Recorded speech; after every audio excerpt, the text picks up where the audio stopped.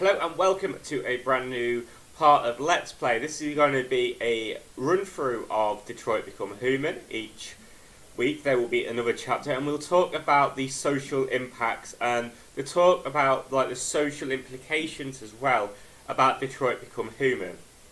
Now Detroit Become Human is a really good game, even if you don't look at the social aspect side of it, but as somebody who studied sociology, I think it's a really important game in how we look at the social aspects. That's what this series is going to be about, as well as the gameplay itself. So throughout it, we're going to be trying to save as many of the androids as possible. So we're going to be trying to go for the better of the endings, as well as working on some of the routes that I haven't taken as well in the game. You'll get to see the flowcharts at the end of every mission, so you'll get to see the flowcharts, especially if I've taken a different route. You'll have to look while I'm looking at it. So yeah, let's get into the first chapter of Detroit Become Human. This chapter is named The Hostage. You play as Connor, who is an android sent by CyberLife. I hope you really do enjoy. I'll do a little bit of talking through the chapter, but I won't speak over anybody who is like a character inside that chapter. And at the end we'll discuss some of the social implications and some of the other little bits and pieces about the level.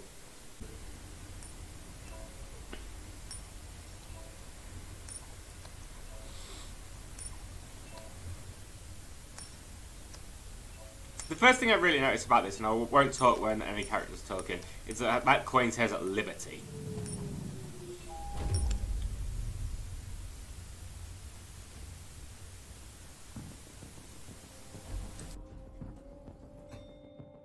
Negotiator on site. Pete, negotiator on site.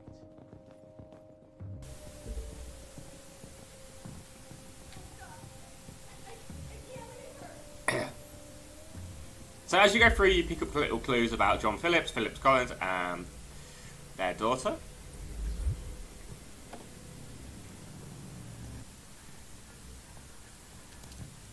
This game is all about the little decisions that you make and how they can change the outcome of the game. So for example, as you can see just here, in a moment when he pops the fish back in,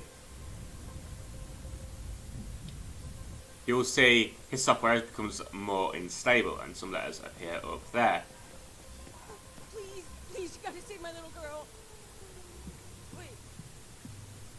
You're sending an android? All right, ma'am. You need to go. You can't do that. Why aren't you sending a real person?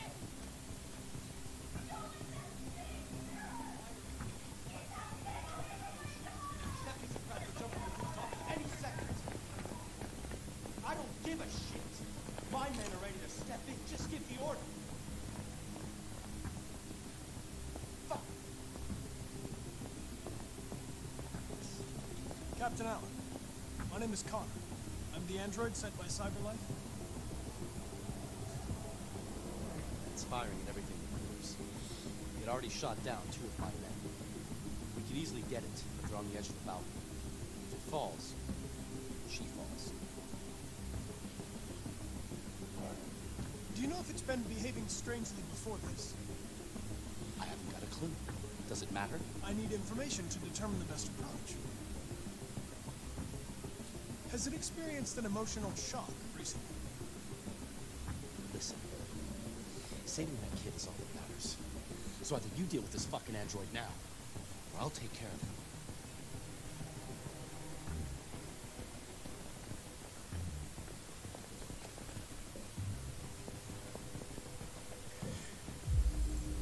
As you can see, there is a little bit of a hatred, as you've already seen, towards androids at the start of this game.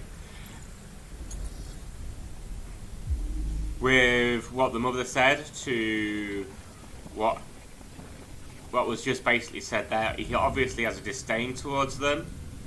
So we know the android got the gun. We just, at this moment in time, we don't know why the android got the gun.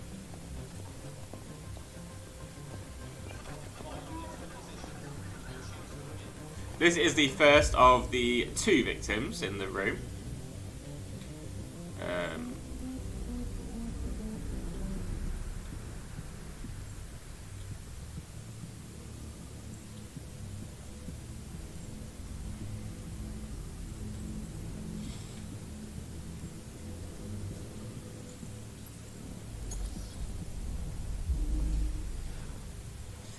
So, all the way through the game you do all these reconstructions as well. So you're just doing the reconstruction, so you're just trying to figure out what went wrong. Or what happened at the site, at the scene of the crime.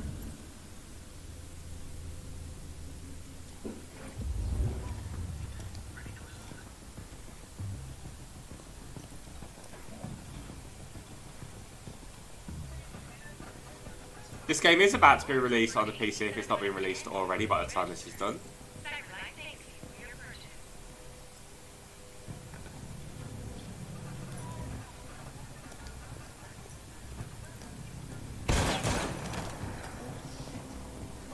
Let's just prop into the little girl's bedroom.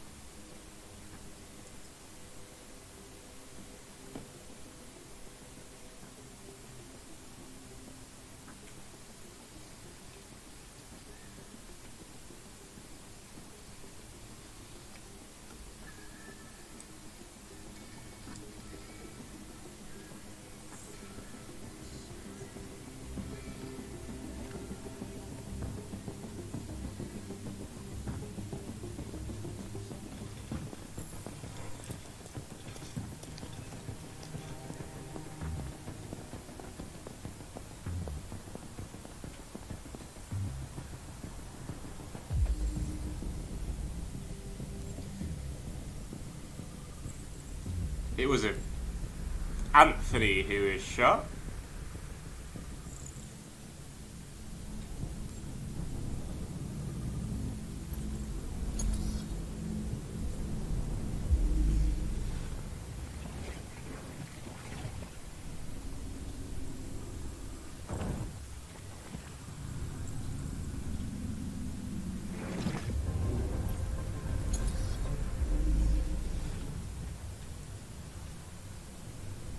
One last thing to do. I thought that'd be faster actually, but I don't think it actually was.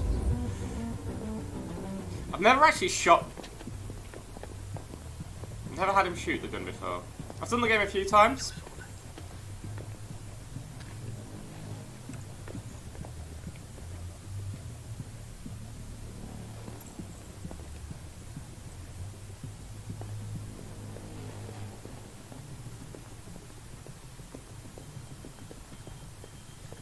See, there's some useless things to know about, like the family was about to have dinner, for example.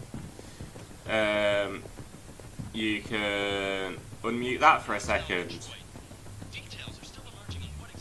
So there's lots of little things that you can do that don't really influence the story, but like add little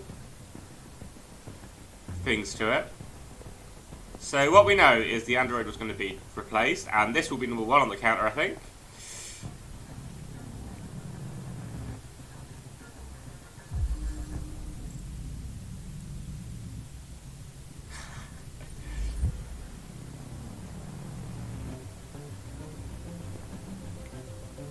Connor is such a weirdo.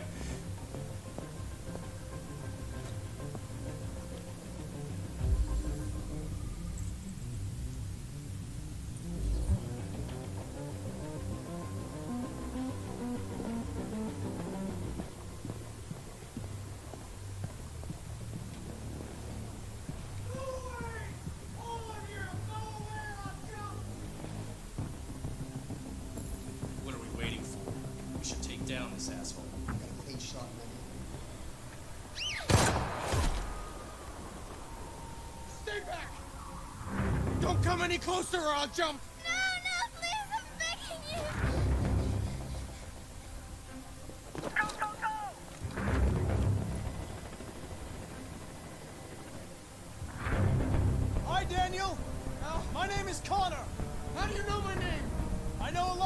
this about you. I've come to get you out of this.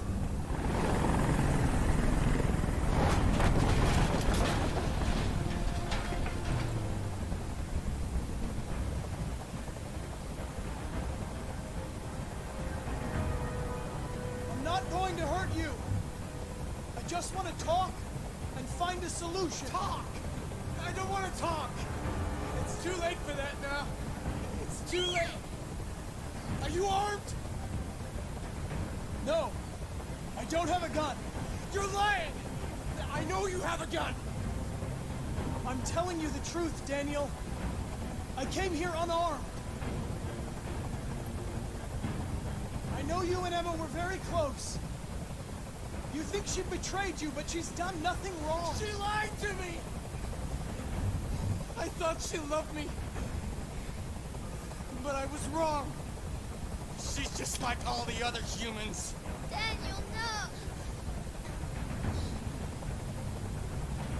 They were going to replace you, and you became upset. That's what happened, right?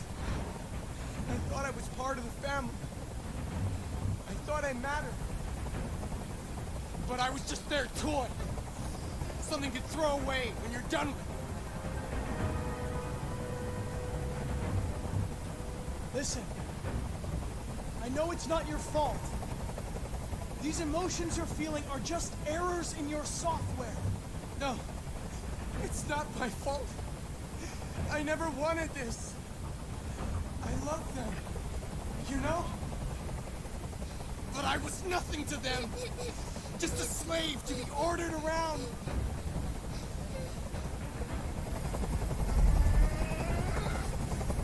I can't stand that noise anymore.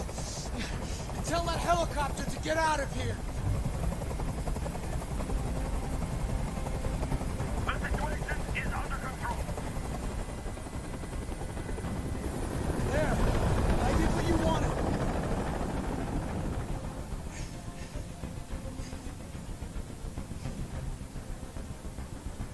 Listen, there are snipers on every roof. Let the hostage go. You have no other choice. I want everyone to leave! And I want a car. When I'm outside the city, I'll let her go.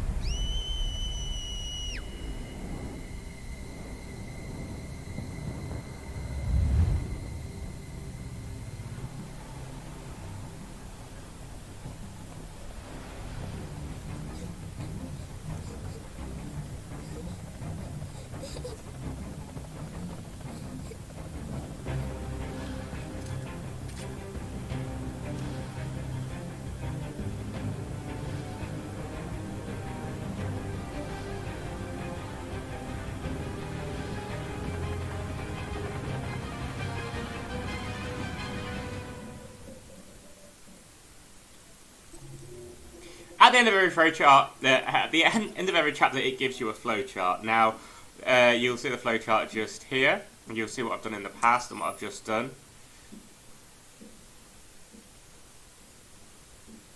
That's like one more of the things ticked off the list, at least. For me, the big takeaway from this first chapter is the fact that we start in this world of Detroit Become Human, and we're showed several things. We're shown a coin that says Liberty, 1994, I believe the year was on it. You then, when you go into the building, you can save a fissure, you can pick it up, and you can see the program becoming more and more unstable, and there's some letters in the corner and everything like that. And then you meet the woman who is obviously anti-android, who obviously believes, much like in the past that we've believed other people aren't equal, where we have a world where more people are more equal these days in the world itself. We do still have some places that aren't, and that's got to be admitted. And that's why this is an interesting subject to look at, and look at it in this manner. But this whole chapter is about a hostage situation, which has been triggered by an android being replaced. Obviously, androids and AIs at this point, don't really have anybody believing they're anything but rational. Rational thought is programmed into AIs, and that's what makes AIs better than the human race. The thought that they're completely rational, that they never actually will go outside of their parameters, and they'll keep working towards the end goal and what their end goal actually is. This first chapter goes against that, and it says, right, these AIs are now beginning to think for themselves slightly. This AI has acted very irrationally by murdering and taking a hostage because he knew he was going to be replaced. And obviously if he was replaced, he'd probably be destroyed. Now, the question then comes down to the beliefs of the family in question, because the family in question, how well did they treat this android? Because obviously they didn't see him as, the parents at least didn't see them as part of the family, whereas the daughter probably did.